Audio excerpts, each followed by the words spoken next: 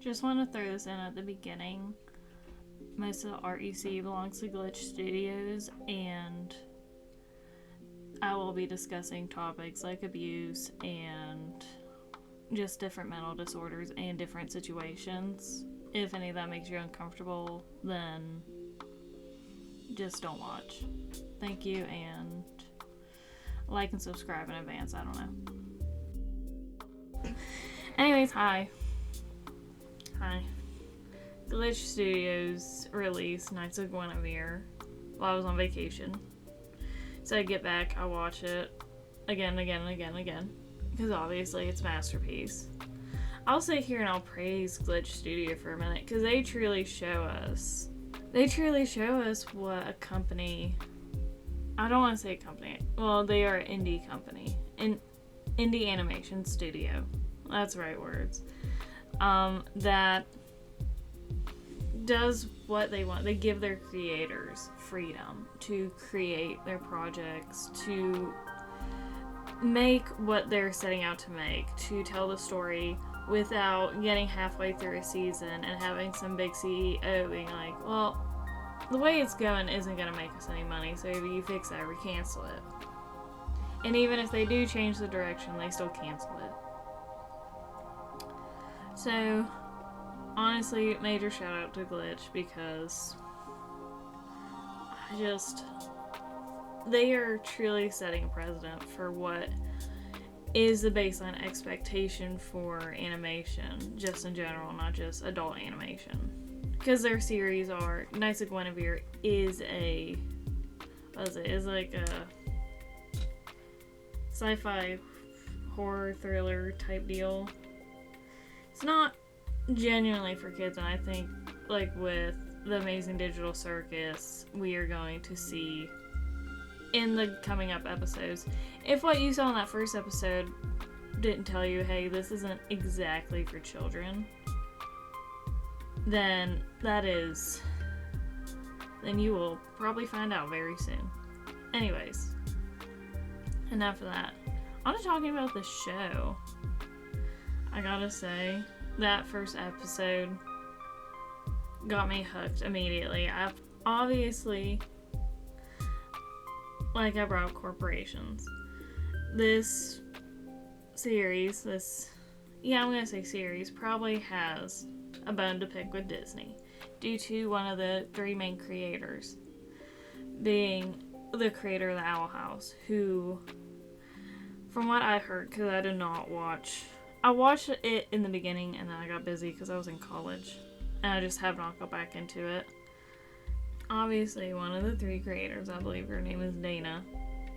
I wrote my little PowerPoint clip real quick because I have to do some stuff immediately after this, but I gotta get this recorded so I can edit it. One of the creators was the head creator, the main person on the Owl House. That was their show. Disney canceled them very last minute, and so, but from what I heard, they did do a great job with their season finale, their series finale. But you can obviously, it's easy to criticize Disney and many corporations, which Disney owns, because, it's a major conglomerate corporation that does whatever the hell it wants to do. It had a special contract with Florida for years so that their taxes and their requirements and restrictions were different. That's a privilege they have by being like a giant fucking company. Obviously, there's a lot of connections. The princess stuff, the push, like the many different versions of Guinevere, Princess Guinevere that we see, the giant park planet, the employees wearing like themed uniforms. With the other Guinevere and Disney connections, there's the live action, there's the multiple different princess versions of her that we see. We see her in different outfits. We see, the mass production of toys of her in different outfits, in different ways, live action movies. We see, a handful of different princess movies. it's all obviously connected, and a major jab at Disney, even with their creator being almost like a Walt Disney copy in a sense. And the world building has not been lost on anyone. What little we do get, which obviously they have done a great job with giving little scraps and pieces in the background and surrounding and things that have happened already to give us a clue about what is going on in the world of Park Planet with Guinevere and Frankie and Andy.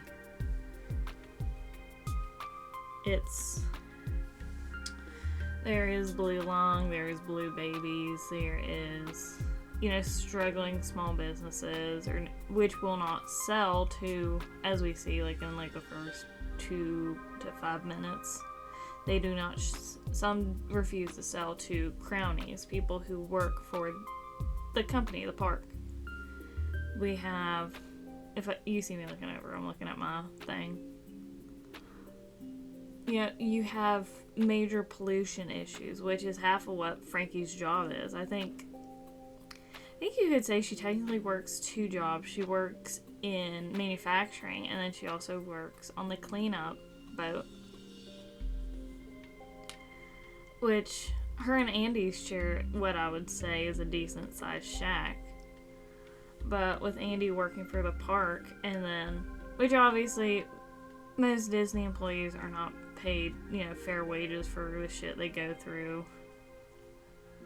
Which again, bringing it back to the Disney thing. But the fact that Frankie is probably working 2 jobs, and Andy is working for the mega corporation that runs their entire planet, they still can barely afford that little shack.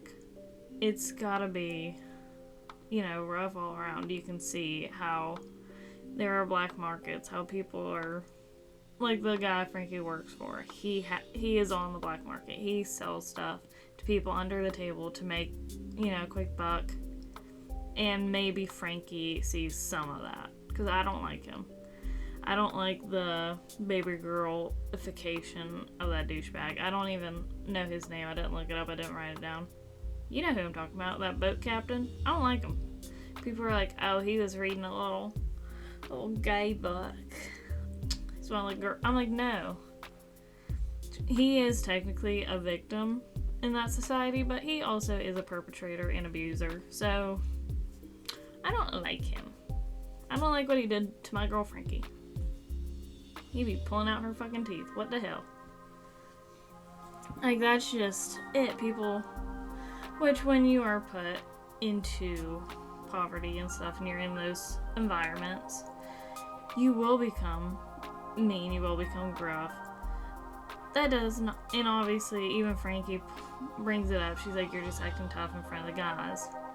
And they're, encouraging him to fucking abuse her and, hurt her and pull out her teeth, or, beat the shit out of her or whatever, because in the episode, she tries to rescue the Guinevere bot to get it fixed up and see if her and Andy can get a reward, or even Andy's job back and her job as an engineer for fixing that Guinevere bot.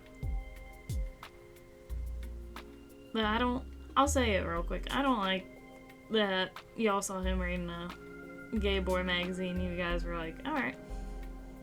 He wanted a girl. No, he's not. He's still an abuser. I don't like him. I don't like what y'all have done with him. We'll probably see a bit more of him. But I don't like him. I don't think he may do, I don't want to say they'll let him do a small nice thing to cover for Andy and Frankie or something, and people, because to me I'm like, okay, that's the least you can do to try and up your karma. But, and even in the streets when Andy is getting out of work after being fired, she is spit on and she is yelled at and she is harassed.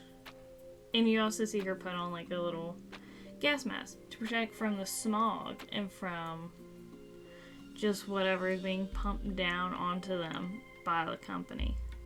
I didn't section this video very well. I've already started talking about the characters and stuff. But it's hard not to when they do such a great job of showing you quite literally the bit of all the characters that you need to know so far. I mean, obviously you shouldn't be surprised. I shouldn't be surprised. Glitch, I think, would struggle with writing a bad character. I think their studio would truly struggle with producing a poor show. Getting into more of the characters and the episode now, because that's what I mainly want to talk about, is not just what we are seeing of the characters, is what they could be representing, what could be happening in the future. I'm going to finish off with Guinevere, but I will start with, I could not find his name. I'm just going to say Walt's equal, or the dad of the company. But he is, like, you know, the main founder. Olivia, that white-haired girl with little horns, her dad. And I'm going to talk about them together, and then, because we don't get much of him. He's literally just like, I made this corporation. Sorry about that tragedy that I did to you, but we're never going to talk about it again. Alright, anyways. Moving on. Like, that's it. That's all we see from him, which is classic rich person behavior. And obviously, if he got his daughter any actual help, you know. And there's already theories forming. I have a few myself about, you know, what's going to happen, what's going on, where everything is heading, but I'll get to that in a minute. That's just his character. He is there to be like, and I'm the face of the company at this moment. I created it. I started it. I'm a rich guy. I do what I want. This is my daughter. Yeah, something happened. Anyways, but it's fine because I have money and I'm giving her money and stuff, so she'll be fine, obviously. No other issues going on.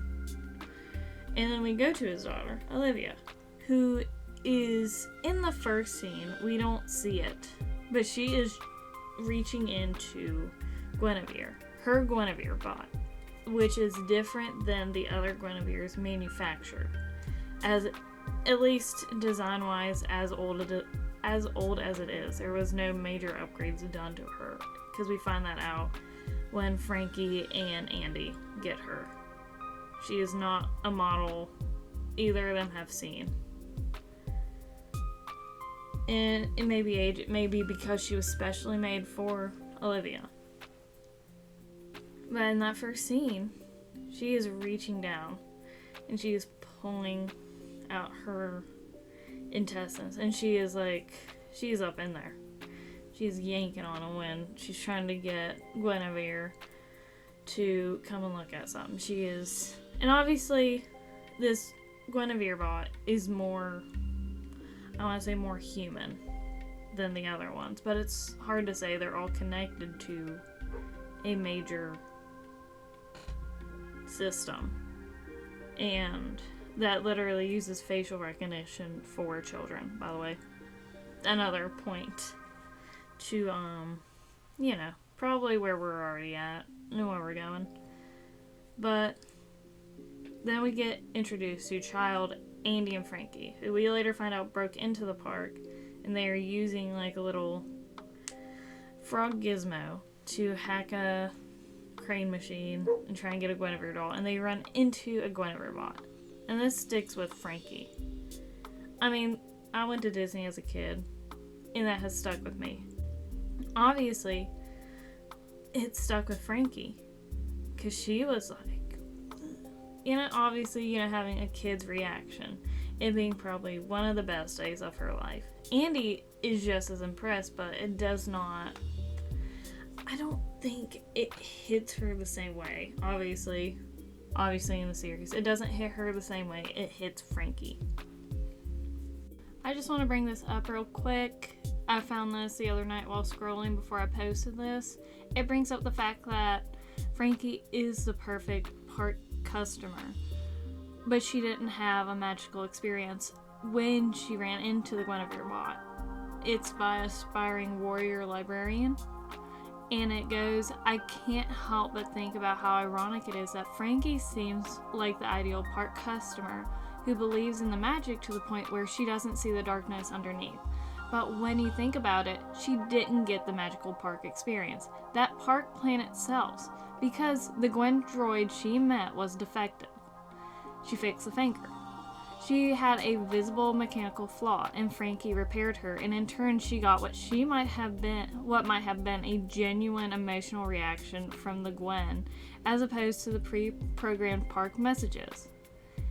The corporate canon is perfect. No wrinkles, symmetrical eyelashes, falls off the points. Imperfection is too real, too messy, so we prune it ruthlessly and throw the trash to the surface.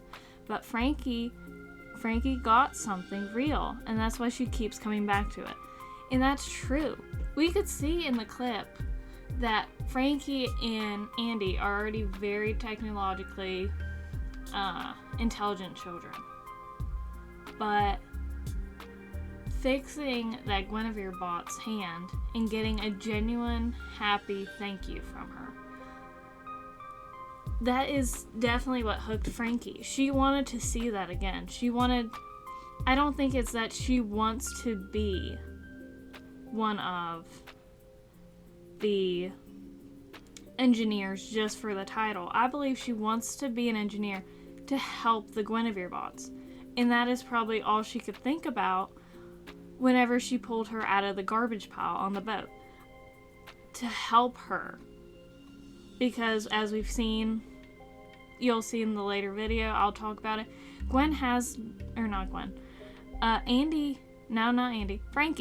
Frankie has delusions that just obviously mess with her. She has this warped sense of reality that gets invaded by these delusions, these things that are not there or might be there, but she is personalizing them out of proportion. And so her wanting to help the Guinevere bot feeds from that and into it. And the Gwen bot helping them at the end of the episode,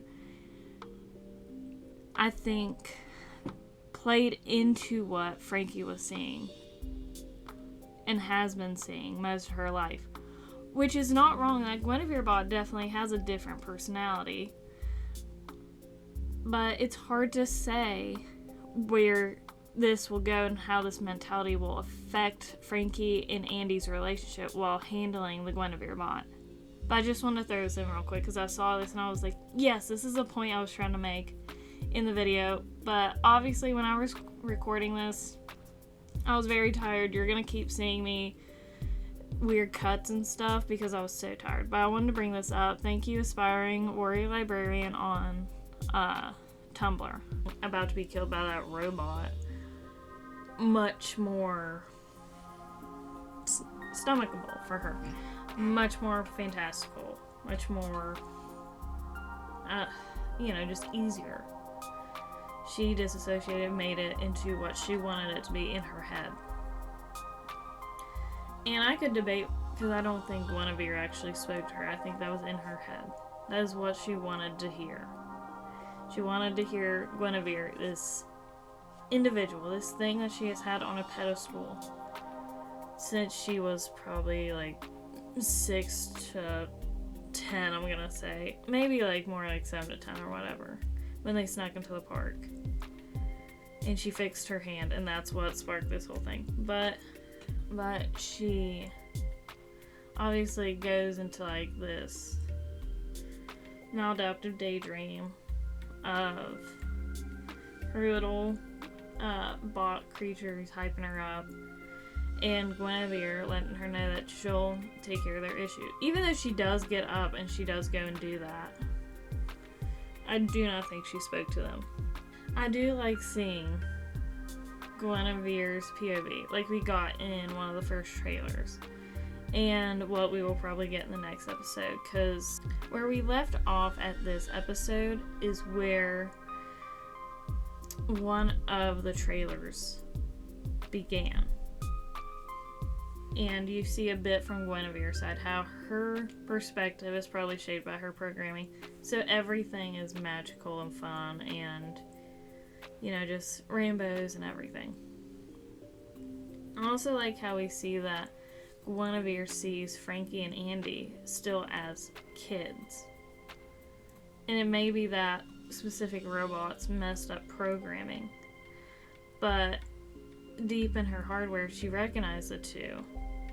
And maybe it's from that bit of kindness Frankie showed that one Guinevere bought, where she fixed her hand. Because obviously they've stated before that they will remember everything in their hardware and system. Because they have that facial recognition system. They knew instantly who Frankie and Andy were, where they were from.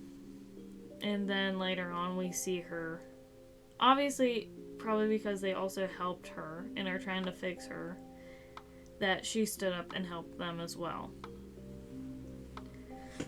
Because Guinevere is this specific, which I'm just gonna, anytime I say Guinevere, I'm referring to the bot now that Frankie and Andy are helping. We're trying to fix and trying to figure out our main Gwen bot. She is an allegory for abuse. She is. And I think a lot of people have either overlooked it or not really realized or really connected that dot where it's like, well, yeah, she's being like thrown around in something because she's like a toy. But I don't think that was her original design. I don't think she was originally meant to be, Princess Guinevere. I think she was supposed to be a substitute for a mother for Olivia. This is diving into theories now. Guinevere was a substitute for a mother for Olivia. And obviously, that kid's fucked in the head. She needs therapy and stuff. But instead, she's just given a whole fucking planet themed around this character that she has probably abused for a while now. She dug around. Obviously, it messes with Guinevere. It hurts her. She grunts. She, flinches in pain. She's standing there trying to hold her organs in when she just comes over and yanks on it. There is... And it's... To me, that's almost umbilical symbolism too, how Olivia is holding that cord, or that, line of intestine that goes directly to Guinevere. And Olivia is standing in between her dad and the Guinevere bot that she has been fucking tormenting. And I believe it is an allegory for a specific type of abuse that mothers deal with. And I specifically say mothers, matriarchs, even though it won't be a matriarchal home most of the time when it's like this. But a lot of times, when a child is cruel to their parent, specifically their mother, a father doesn't stop it. Sometimes it is learned behavior from the father. This cruelness, this dismissiveness towards a mother, their mother. And obviously, her dad sees no issue with the way she's treating Guinevere. He literally could not give a shit. He's like, whatever. We'll go get the bot back and whatever. Because that one is definitely specially made for her. But he doesn't say, hey, stop tearing her up. His thing is, we can fix her, whatever. Or he just ignores what she is doing. He does not correct the behavior. And obviously, Guinevere literally tries to, kill herself within that first moment.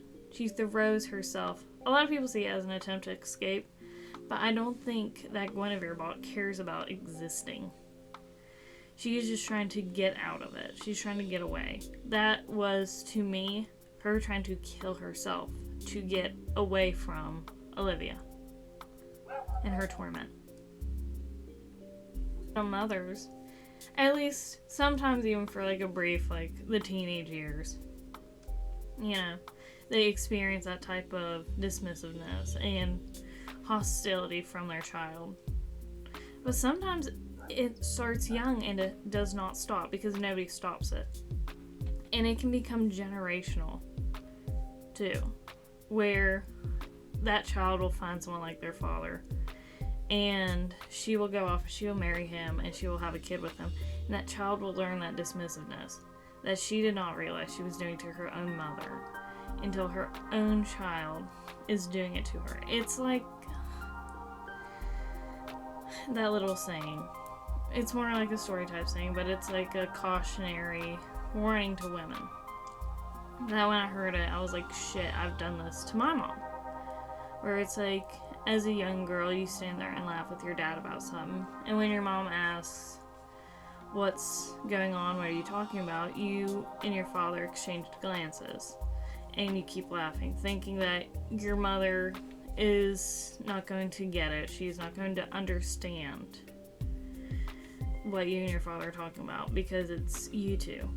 But one day you will be the mother in that situation, and you will be left out of the joke, and you will be excluded in your own family and in your own home for simply being the mother.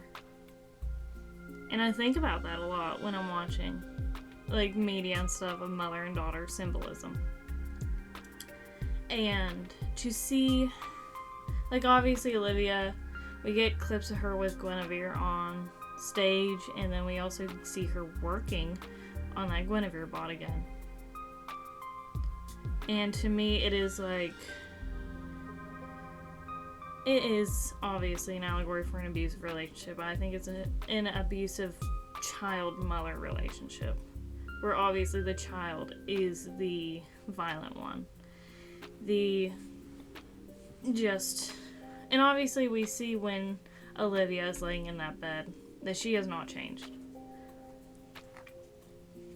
But away from the abuse allegory theory with Guinevere, which I think it's not a theory, it's just an allegory, into what Olivia is dealing with, is that we see basically Olivia has blue lung. I think we'll find out more what's going on with her later, but I don't think she's just old. Hold on. Guinevere has, well, I'm really close. Guinevere has at least started out as blue lung. We see very early on that the fumes and everything that Park Planet, took me a minute to remember that, Park Planet is producing is causing blue lung and blue babies. And all that stuff is harmful and dangerous. But I feel like a lot of that stuff is also very new. Dangers they may have thought could happen, but not at the severity that they exist. Even though obviously with, blue lung insurance and everything, they're still making a profit off of it. Like every corporation, they will make a profit off of killing you. But we see, again, back to that scene, Olivia has her hands in Guinevere's guts, covered in what is like Guinevere's blue guts, like blue blood, but could just be another synthetic, secondary, whatever, an oil, lubricant, or whatever, or just like a processing fluid. Like how you have liquid cooling CPUs and stuff. That type of deal. But obviously, that material, as well as the other materials Park Planet is producing, is deadly. And Olivia has been around it, surrounded in it. Basically in the center of that her entire life. And again, people are trying to figure out the timeline of how long, Olivia has been doing this, and Guinevere's thing, and where Frankie and Andy show up. obviously, when we see Olivia in the beginning with Guinevere and her father, he has Park Planet made and already Guinevere branded. So Guinevere existed for a little bit at least, for him to be like, and we're gonna make a park after this, because it seems whatever. Well then, would that place Andy and Frankie, I'm getting to the point, would it place Andy and Frankie around the same age as Olivia? Because Olivia has been, again, in the dead center of the park for her entire life.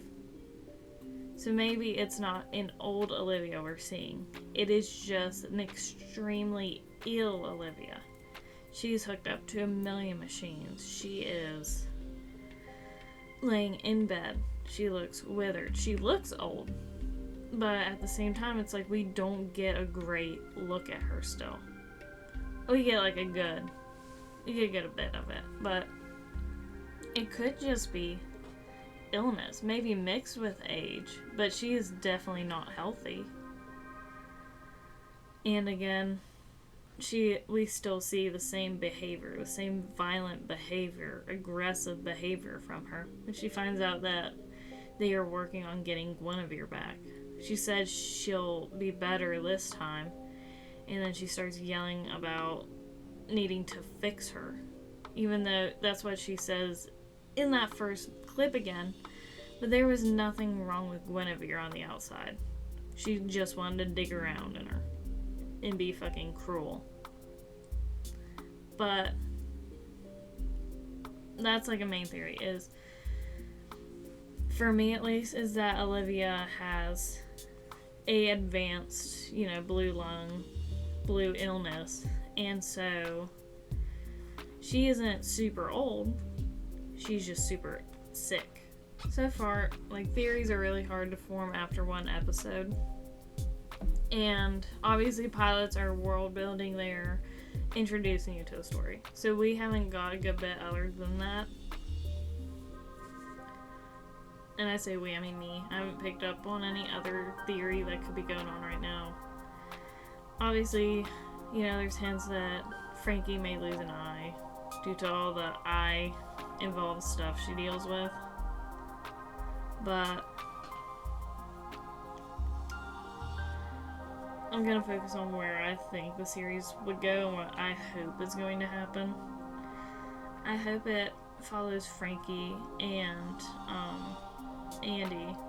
Obviously it will, but I hope it follows them into maybe trying to use Guinevere to fix a corporation or fix the planet, in a sense. Obviously, the planet is horrifically polluted. But, Guinevere's kick ass. She tore up that bot while she was still, missing a fucking arm and everything. That Guinevere bot was definitely maybe a security bot for that girl as well. I think all of them are, but at the same time, it's that's not the point right now. What I hope to see is more of Guinevere's perspective. I want to see how, in serious or not so serious moments, just a bit of her, how she is viewing this serious or just chill event. Obviously from the commercial, she does not see herself as damaged, but reality is flashing through. And I think and this is from a commercial, but I think that's also maybe a theory for what's going to happen with Frankie. Is Frankie's going to start getting more doses of this harsh reality, and that she's lived in, disassociated from and maladaptive, daydreamed and hallucinated out of for who knows how long. And it's going to be tough on her. It's going to tear her up. But I don't even know. I hope that we see Andy at least become more positive as the series goes on, more hopeful. But she is obviously the critical reality person that I pointed out before. I think Frankie will get her... Obviously, her hopes and dreams are going to be absolutely fucked by the end of this. They're going to be shattered. She's not going to be the same. And obviously, I hope that if they are not able to, free Park Planet or something, I hope they are able to get off the planet. I just know that Gwen bot is made specially for her, and Olivia is fucked in the head. So obviously we're gonna get to see a good bit of a lot of stuff. I could not tell you where this is going. I know that Frankie and Andy are probably gonna be fugitives because they broke into a lab. They have a Guinevere bot that they are refusing to give up. And they are probably going to be just running and maybe even making their way through the parks. Maybe even, I want to see them maybe fight another Guinevere bot. Like one of the regular ones in the park, like they're trying to make their way to Olivia to stop everything or stop her from doing something. And they obviously send like another Guinevere bot after them, or they run into another one. And it like attacks. But outside of that, I really don't know where this is gonna go. And I'm very excited to see what Glitch does with this so far. Anyway, if you have any ideas, any other theories you've seen, any other points you think I missed or I misconstrued poorly, let me know in the comments. I'd really love to make another video of this, but of course, I'm picking out one episode of scraps and obvious pieces. So I'm like, if anybody's got anything, just let me know. Alright, that's gonna be it for this video. Please like, please subscribe. It's free. Bye.